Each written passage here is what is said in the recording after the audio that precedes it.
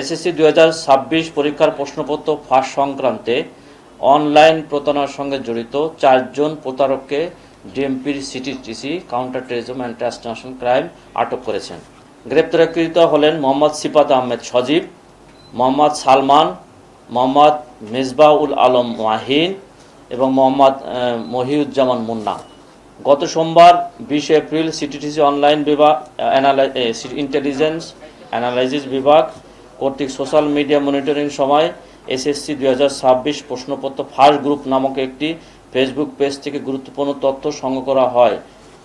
প্রাপ্ত তথ্য ও প্রযুক্তিগত বিশ্লেষণের ভিত্তিতে সিটিটিসির একটি চৌকস দল একই দিন রাত 8:20 সময় ঢাকা জেলার আশুলিয়া থানার জিরাবত তাজপুর এলাকার অভিযান পরিচালনা করে সিফাত আহমেদ সজীব নামে এক ব্যক্তিকে গ্রেপ্তার করা হয়।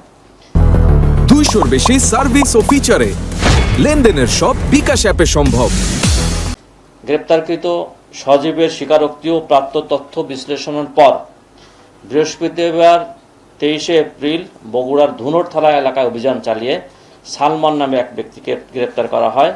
একই দিনে দিনাজপুর জেলার নবাবগঞ্জ থানাধীন নবাবগঞ্জ বাজার হতে দেওয়া রিয়াজউদ্দিন উচ্চ বিদ্যালয়ে গামী পাকা রাস্তার মধ্যবর্তী দাদনপুর মালিপাড়াগামী কাঁচা রাস্তার সংযোগস্থলে থেকে মোহাম্মদ মেজবাউল আলম মাহিনকে গ্রেপ্তার করা হয়।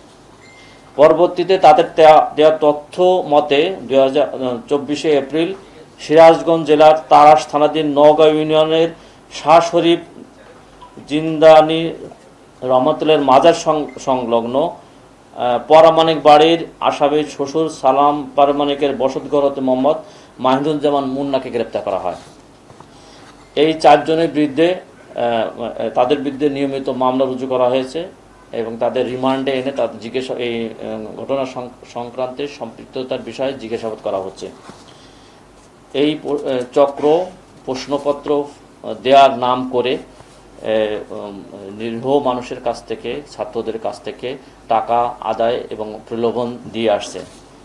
আমরা এই বিষয়ে তদন্ত অব্যাহত রয়েছে। আমরা তদন্তের পরে বাকি বিষয়ে বলতে পারব। আমরা যা পেয়েছি সেইখানে আসলে বর্তমান যে প্রশ্নপত্র পরীক্ষা হচ্ছে তার সঙ্গে কোনো মিল নেই। তারা মূলত প্রতারণা করার জন্যই, আর্থিকভাবে অনৈতিক সুবিধা নেওয়ার জন্যই তারা এই কাজটা করেছে এবং এই যে সুষ্ঠু সুন্দর ব্যবস্থাপনা যে পরীক্ষা হচ্ছে এটিকে প্রশ্নবিদ্ধ করার জন্যই তারা কাজটা করেছে।